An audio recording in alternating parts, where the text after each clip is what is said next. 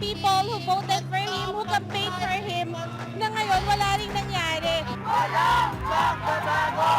Already a buzzword, the PDAF, or the Priority Assistance Development Fund, is just a portion of the so-called government lump sums.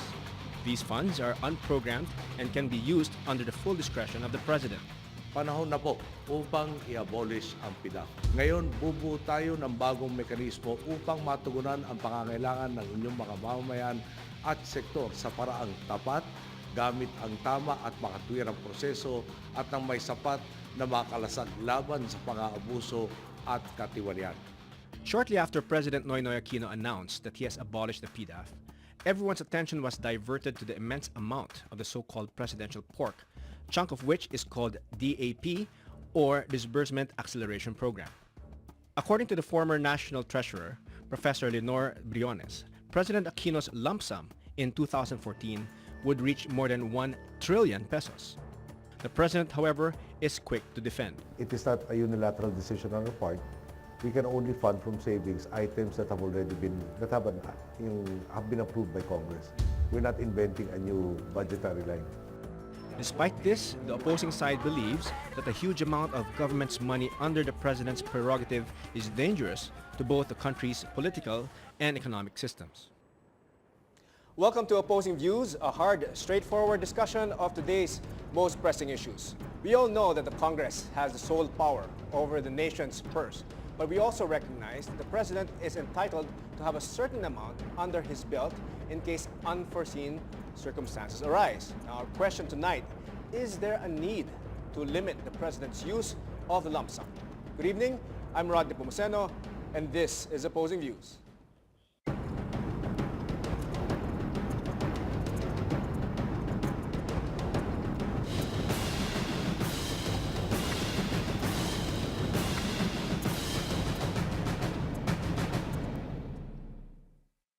And joining us tonight in our discussion, the Deputy Presidential Spokesperson, Abigail Vate. Good evening, Abby. Hi, Rod. Good Yeah. evening. Good evening, Mitos. Now, quick thoughts, your quick thesis on this topic. Should it be limited? The President has actually already done limitations, has already put in place several limitations on what we commonly call lump sum funds, or what we like to call it special purpose funds. The President is of the opinion that these funds should be used in accordance to the laws that govern them, as well as pertinent auditing rules. All right. Now, with us also is former representative of the 1st District of Zambales, Mitos Magsaysay. Mitos, good evening. Good evening, Rod. Good evening, Abby. Yeah, your quick thoughts on this topic, the use of the lump sum by the President? Well, definitely with the 1.3 trillion supposedly pork, according to Liling Briones, that's too much of an amount to give to a president, wherein you only have a 2.268 trillion budget for next year, but most of the funds are going to allegedly his pork barrel. So can you imagine the half of that is going to automatic appropriations like the debt servicing, IRA, and then personal salaries and wages. So for me, I think that's too much. Right. If you're for transparency and accountability, that's too wide a discretion to give to the President. All right. Okay, so let's go now to the meat of this topic. Well, meat being pork. The presidential pork is 1.3 trillion. Is that right? 1.3 trillion pesos in 2014, and even exceeding the amount of the, as Mitos mentioned, the budget, the national budget that's appropriated or allocated. Is this too much, as Mitos has said? If you think about it, pork is technically defined as an amount that you give to legislators for patronage. And since we throw it around like that, we don't agree with calling the special purpose funds under the control of the President as pork. Why? Because there are already pertinent laws that govern the use of these funds. For example, the contingency fund, the calamity fund. Obviously, these are funds that you don't use just because the President wants to use them, but has to use them responsibly and has to use them in line with the purposes that are set out by law. So these are the funds that, yes, may be under the control of the President, but they're not completely within his discretion to spend, because there are certain laws that set out the purposes of these funds, because at their essence, they're called special purpose funds. Mitos, according to Abby, they're set for a particular purpose naman, the budget. No? So what are your thoughts on that? Well, when you look at the budget, kasi 2.268 trillion is the budget. And if he has 1.3 trillion for his pork, you only have 1 trillion left for debt servicing, which is automatic. The ones that are given to the internal revenue allotments of the LGU, which is about how many LGUs nationwide, that's also automatic appropriation. So you only have a very few left, or how many billions left for the different agencies of government, which is really the ones tasked to run the government. And why are you limiting, why are you saying that debt servicing and ERA and all the other agencies of government, about 12 or 13 of them, should only share 1 trillion of the pie?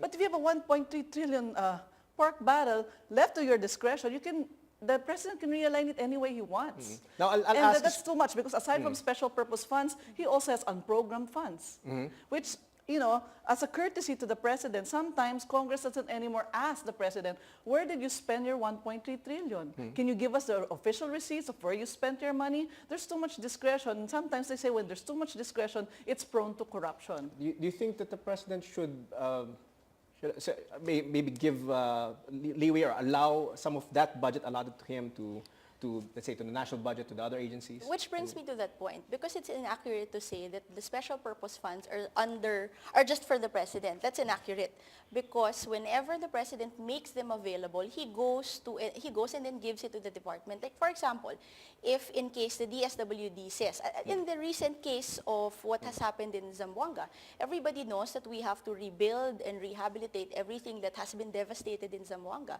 So where does the president get that? The president gets that from the special purpose funds for those particular purposes.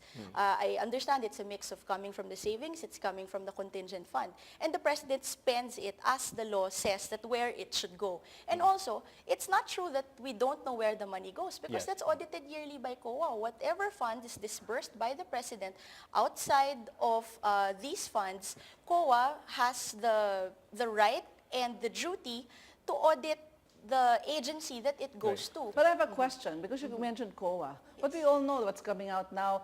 COA only audited 2007 to 2009. So if you're talking about 2010 to 2013, COA has not really come out with a categorical report where the president spent the money from 2010 to 2013. So Actually, that's also inaccurate. post-fact. That's also inaccurate, because what the COA chairman explained is that they did a special audit of PDAF for 2007 to 2009. But the annual audit reports of the agencies have always been uploaded since 2010. And Chairman Pulido-Tan was very clear. She had already instructed her auditors not to wait for a special audit for 2010 onwards. So all PDAF-funded projects that have been given to implementing agencies have already been audited since 2010. May I just ask, no, I just want to ask her, because I never received my PDAF from the Pinoy administration for 3 years. May I know where you put my money, or where you put the money of the district, of the first district of Zambales? Can that be found? Can that be... that can be traced eventually somewhere. Because I have been asking Secretary Butch Abad time and again, because he keeps on saying that diniretso nyo sa district, and even Secretary Lacerda mentioned that on national TV. But whenever I ask for a list of where were the projects that you put the PDAF, the first district, you never furnished me a copy. That's a whole new topic. And that's why the question here really is transparency and accountability. Correct. Now, okay, let's go to that question, accountability and transparency. Now, is the presidential lump sum prone to misuse and abuse? Because it is a lot of money, 1.3 trillion. It's happened in the past. So I think everybody will agree that without the proper safeguards and controls, it can be misused, which is why the president has taken pains, even the Presidential Social Fund. That is something that is off budget. We don't get that from revenue collections. We don't get that from tax collections. But it's all properly audited. So, can I just make a point, a quick sure point? Because you mentioned PCSO and PAGCOR, that the Presidential Social Fund doesn't come from taxes or revenues. May I just point out to the good Abby that PAGCOR charges a 5% franchise fee or franchise tax to all those who are given licenses by PAGCOR, and that's how they make money. So that's still part of revenue. Because if you get 5% of the revenue of these gaming licenses, then definitely it comes from taxes also. It comes from the people who spend money in those casinos. So you cannot really say that your social fund is not coming from taxes or revenues. But it's an off-budget item, which precisely brings me to the point that it's also audited. So the safeguards are from when the time you disburse them, from the time that COA gives you an audit and says, oh, ito yata medyo mali yung paggamit mo, or ito tama yung When you say paggamit mo. safeguard, who is Yes. actually, but it's just the president himself, right? Saying, okay, I want to spend it here. Who can stop him, or who can limit him? Or It clip will him? go out after, because there is a particular law that guides the use of the social fund. So it'll be after, be after the Yes. spend. But, Yes. but you know, Rod, the social fund is a very small amount compared to the lump sum appropriations and the special purpose funds that Pinoy is holding. I'd just like to ask, where did the DAP come from? That of comes from savings. Savings of which agency or what Yes. source of fund? There are Maybe you can five explain sources. that. Yes, there are Explain five that, sources of the DAP in 2011. Yeah. One, it came from the unappropriated funds from personnel service in 2010. So that's clear that it's savings already. These were Also, when you say unappropriated personnel, meaning the personnel money service. was not paid out for particular reasons. For example, there may be agencies that were not able to hire people under their plantilla. So that sweldo essentially that was not paid out for legal reasons, of course. The other one would be unappropriated funds for projects that have been stopped during the budget year, meaning it was not implemented for one reason or another. The third would be realignments within agencies, because agencies themselves put a stop to projects that would not be moving properly and would be able to place funds in another project within their own agencies. But I'd just like to ask her because, you know, the senators now are in the hot seat, and also Secretary Abad for releasing 100 million of the DAP funds to senators and some to the congressmen also. But you know, when you say that these are the sources of funds, you cannot use savings from personal wages or salaries that have not been filled up for a flood control project or for an infrastructure project. You It's can a only use reallocation. you can only use the savings for that particular purpose of filling up positions that were never filled up before. That's why as far as we're concerned, and even Senator Joker Arroyo said that it's unconstitutional. Father Bernas has mentioned it. Miriam Santiago has mentioned it, that it's unconstitutional for Secretary Abad to use the savings for any particular purpose that he wants by giving congressmen and senators additional funds which they may use for whatever purpose that they deem. Yeah. And you know, if you're talking about savings, it has to be very clear where the savings came from. Now we have to, at this point, I'm sorry, we have to take a short break, but that's an interesting topic. We're leaving it at that point, no? At that point regarding the allocation of unused funds to the senators, as we would like to call it, patronage politics. Now at this point, let's see the viewers' opinion first, no? Through our online poll. Our question is there a need to limit the president's use of lump sum? The results, yes, 66.7%, we should limit it, and no, 33.3%. Join the discussions online. Like us on Facebook at facebook.com/SolarOpposingViews, and follow us also on Twitter at opposing_views. Use the hashtag OVLumpSum. We'll take a short break. More issues about the so-called presidential pork when Opposing Views returns. We'll be right back.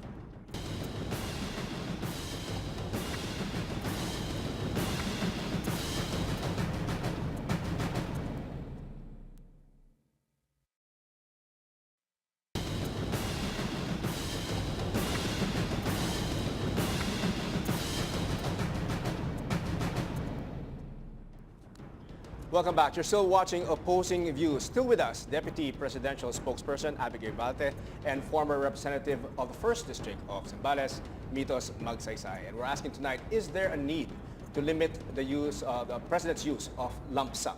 Now, before we took a break, Mitos posed that question. The DAP, which is normally a result of savings diba, from different agencies, she's claiming, Mitos is saying that it shouldn't be used, let's say, for giving it to the senators, because that has been raised, and we can't hide that fact, no, that it has been raised and people are asking about it.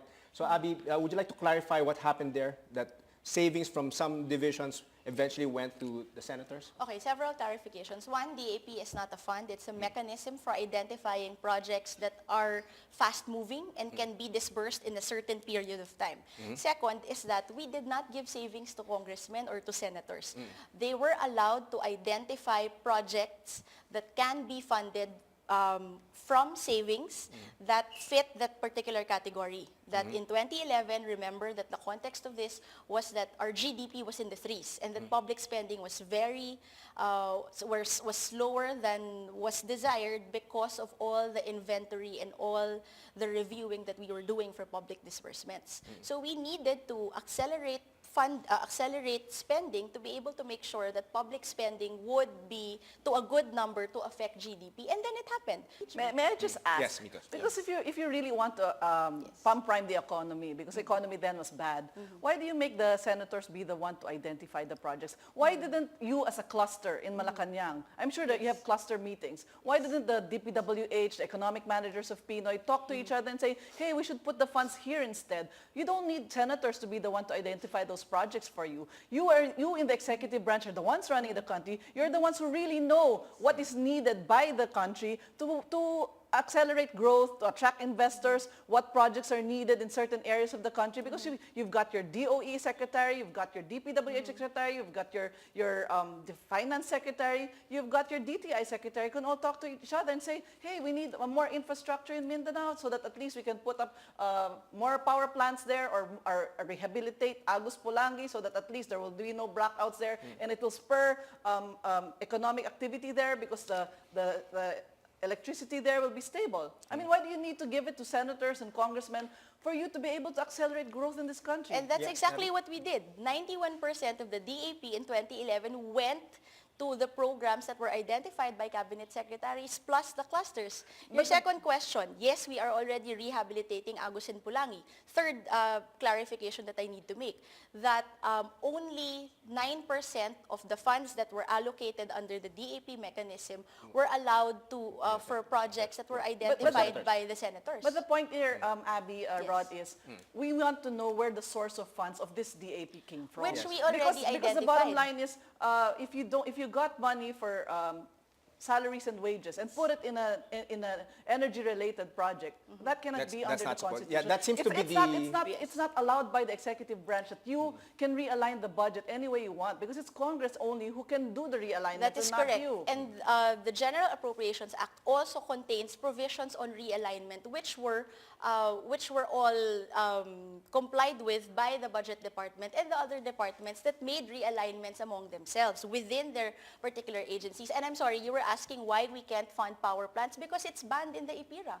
Government cannot engage in electricity distribution. Yeah, but and the problem, generation I as know well. that you're banned from making power plants, but Correct. it is within the capacity in the realm of the Aquino administration to continue attracting investors to invest in these things, since we all know that there are a lot of power projects that you canceled, that you rescinded, that you did not continue even though they already had a contract. And that's why we're suffering heavily in international courts, paying litigation costs, because we're being sued left and right by the Belgians, by the French, by the different European countries, simply because we did not honor the contracts that were entered into by the past. Second, what I want to tell you also is, the point here is, though you say that you can spend this money, fine. But the problem is, it is not within your mandate to realign money that is not supposed to be intended for that purpose. It's only Congress who can do that. And that's why I think even that's why all these constitutionalists and all these senators who are in the know are already saying that it's unconstitutional for Butch Abad to do Let's that. tackle the constitutionality. When you Abby. go to constitutionality, it's very clear in Article 6, Section 25, Paragraph 5,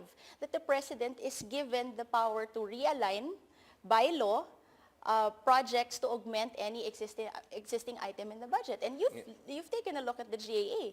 When you look at that, your projects don't come out by name, meaning kung mitos magsaysay waiting shed. It doesn't work like that. It goes into the budget of the implementing agency. For example, if DPWH were to construct that waiting shed or that basketball court or multi-purpose hall, goes to that basket. it goes under construction. But it doesn't. It's not a problem if the source of funds came from DPWH. That is correct, which is why in the beginning, we have already spoken about the sources of funding for this.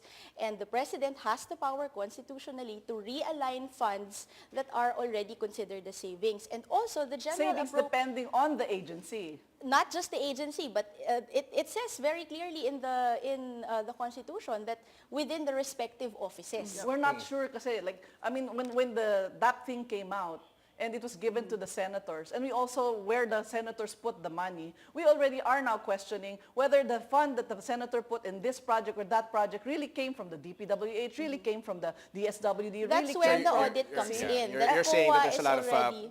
I guess, commingling in a way, Yes. confusion in And the... Can I just second- say this? The fact that you're not sure doesn't mean that it's illegal or it's No, I'm just saying, unconstitutional. well, the fact the is, reason why I'm saying it can be audited by COA. The reason why I'm saying it's not sure yet, because I want to give the COA the benefit of the doubt to come out with the report. Exactly, that's but it why. doesn't mean that it's also right. And the question is, should we limit the presidential pork barrel, the pork fund of the president? Definitely we should. Because the president needs the lump sum appropriations or at least the special purpose funds because he is the executive. He's the chief executive. He's not.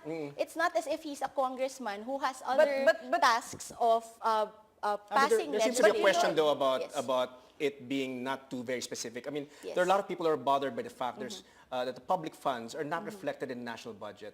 I think that's where people are a bit bothered by it, Abby, that it's not in the national budget and it's totally in the discretion of, No, albeit that's of course actually with the... inaccurate Yeah. because the special purpose funds, at least for 2013, it's at 980 billion. And then it's outlined in the national budget how much goes to where.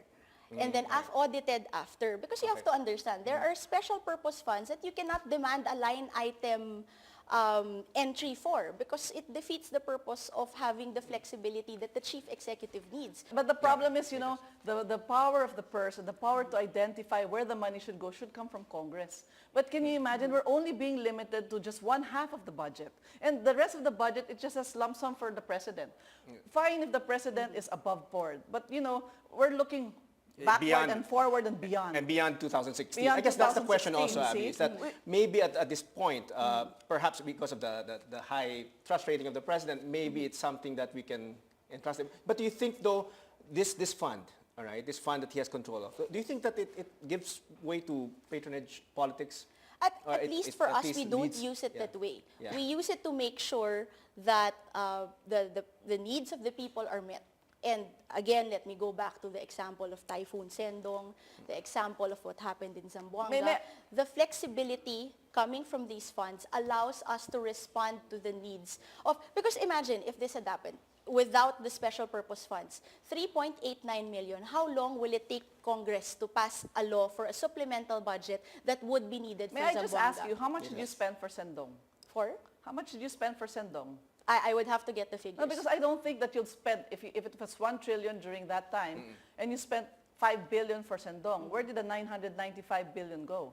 Exactly, but See? you would be, if you're asking to Because where bottom- the funds are going, then all you have to do is then open the annual audit reports of Because COA because- per agency, and then you would see everything. Because bottom line, if you give the president too much discretion and you give him the power to realign the budget and to identify where the money should go, he's already doing what Congress is supposed to Yeah. be doing. Exactly what we want to prevent, which happened in the past administration. This is why we have the PIDAF scam. This is why we have the Malampaya Fund scam. Because But the don't- president had too much discretion. Miss But you have Abby- to remember that the power of the president to realign comes from the Constitution. Miss- That's Miss- not from Congress. Miss Abby- And you guys also put safeguards in the GAA to allow remember, the authority of the executive to spend comes from Congress. But you must And it is also dependent on the provisions that you guys put in the GAA because it's all there. One, there's a provision in all the GAAs about unprogrammed funds on how to use it. And also, there is a definition of savings, But of may I how just- savings are supposed to be employed in the GAA. But may I Alright. just say, you're talking about PDAF scam and Malampaya Fund of the past. But you must remember, the Napoles issue with the Department of Agriculture is under your watch already. Correct. The DAP scam is also under your watch already. And all these things coming out where Butchabad has been spending money left and right is under your watch No, okay, already. So what I'm trying to say is, it doesn't matter which administration or what administration. What we're trying to do here is if we really want transparency and accountability, we have to limit the presidential pork. In fact, taking off from that, Mitos. Because we have to, because, if you're really a very good chief executive, 1 year forward, you already know what projects are needed for the following year. So why Not don't you all just- the time, so why don't because you do, there no, are, wait, why no, don't not you all the ide- no, time. why The don't you president ide- is not all No, seeing and wait, cannot see no. everything that will No, happen but- in the but- country but at a you must particular remember, time. you don't need 1 trillion for a calamity fund. That's right. That's why You it's don't need broken up 1.8 in special purpose funds that address different. I don't- Abby, I again, don't- can I purposes. ask though, do you think that Yeah. there's something wrong with, obviously there's a lot of people who are bothered by it. Do you think there's something wrong with the system, or it's just the plain misuse of it? Or maybe... You know, it's the misuse. Everybody is really just angry about the misuse. You have Right. news of So do you think the congressmen. system has to be yes, changed? the system has to be fixed, which we have been doing since day one. Prior to the Aquino administration, nobody could see where the PDAF of the congressmen were going. And now, what have we instituted? Now, all a citizen has to do is sit back, click on a mouse, and see, oh, si Congressman Mitos pala nagdala ng 20 million sa ganito. So that's part of the transparency initiatives that we have been putting in place. Well, I think that's a wrong premise to say that even in the past that the people didn't know where the money went. Because Co was also auditing us before. And the funny thing here is you keep on espousing matuwid, transparency, Correct. accountability, but I Correct. don't understand why this administration doesn't want to put it in black and white. Where the source of funds came from? We have put it in why black did and they white. have to release? We have Why put did it they have in to black and release white. DAP funds? These DAP funds were never heard of Okay, in sorry, prior I'm sorry. DBMs. DAP is not Prior a fund. budgets. DAP is not a fund. Let's- It's a Okay, you mechanism. clarify that. All right. You are essentially referring to a realignment of savings, which happened in previous administrations as well. But remember, it was never found out that the DAP funds that you're mentioning was ever used to pay off senators and supposed bribes after the corona then again, impeachment. I take And exception to is paying now- off. That is now a question. Right. That is now a question of integrity of the Pinoy administration. Because you started off on a very high expectation of the people by saying, Dang Matuwid, we will be transparent, we will be accountable. So I'll just ask you a question. Yes. What is wrong if you limit the presidential pork of Pinoy? If it's really for Daang Matuwid, transparency and accountability, what's wrong in limiting his There presidential is nothing pork? wrong, which is why since day I- one, um, he's I think you're already... li- I you're just listening asked to it. you, how much is the presidential pork for 2014? If you really reduced it already for Well, 2014. sorry, there is no answer to your question because there is no presidential pork. Or how much is the special purpose funds for 2014? How much are the unprogrammed funds for 2014? We don't Which is know at the yet the discretion of the unprogrammed president. funds because Yeah. precisely it's unprogrammed. You don't know at the beginning No, of but, the year but how you know, much it it's is. it's so easy to... Okay, Then where did Mrs. Milos, I'm sorry, I have Yeah, to I cut know. you on this. We'll go on and on. It'll probably take us 24 hours or beyond. Thanks to our guests. Thank you very much. Deputy Presidential Spokesperson Abigail Valte. Thank you very much, Abby. Across And of the course, house, as former always. representative of the 1st District of Zambales, Ms. Mitos Magsaysay. Thank you very much, Mitos. Now, when the allocation and disbursement of a big chunk of taxpayer money or public funds are left to the sole discretion of one man, even if such man is the president who has a high trust rating, there will always be that suspicion as to whether or not these funds are being used properly and allocated correctly. Now, the administration has said that the legislative pork barrel, or PDAF, will be scrapped. But the administration refuses to give up its own pork. I use that term very loosely. That is why there are more questions rather than answers. I think the Deputy Presidential Spokesperson will agree with me. Now, President Aquino has trumpeted his tuwid na daan way of governance, but apart from treading the right path, shouldn't we have transparency as well? A leadership that is open to scrutiny, a government that liquidates up to the single centavo to its bosses. The PDAF and the DAP are the test cases of the administration's sincerity. As a people, we can't just sit back and take the word of the government. We have to act as fiscalizers and auditors. Otherwise, no matter how loud the administration shouts tuwid na daan, we will never really know unless we, the people, do our jobs. Now, let's take a final look at our online poll. Our question is there a need to limit the president's use of lump sum? The accumulated votes from all our online platforms, the results, yes, 60%, and no, 40%. And that's our opposing views for tonight. Tune in again next week for another bold and engaging discussion on the most relevant issues of today. I'm Rod Nepomuceno. Good night and God bless.